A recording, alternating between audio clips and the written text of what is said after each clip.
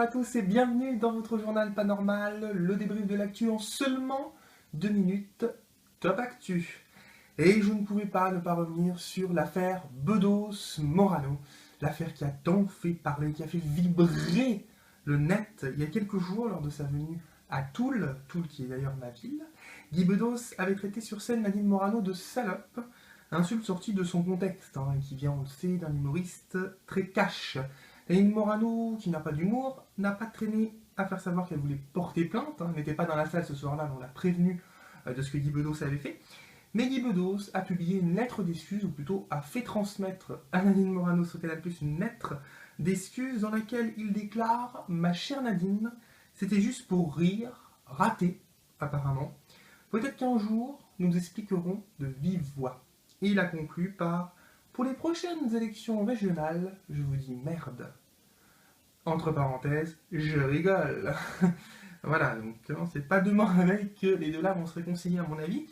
Nadine Morano d'ailleurs, Nadine Morano, elle a déclaré au sujet de sa marionnette dans les Guignols, quand elle était invitée donc, dans le grand journal sur Canal+, que sa marionnette était moche et faisait peur.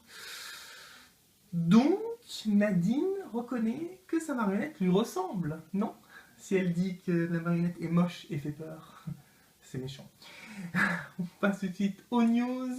En quelques instants, Alizée Blessé a interrompu les répétitions de Danse avec les stars.